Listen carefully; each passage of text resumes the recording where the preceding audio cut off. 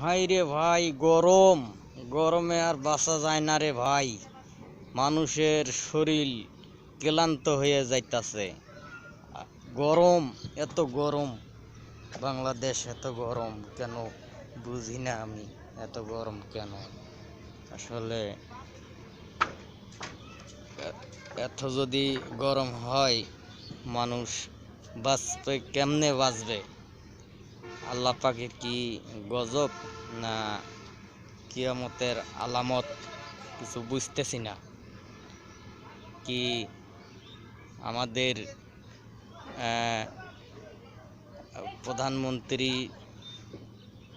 না বললাম না, থাক, আজকে বলবো না, অন্য একদিন বলবো।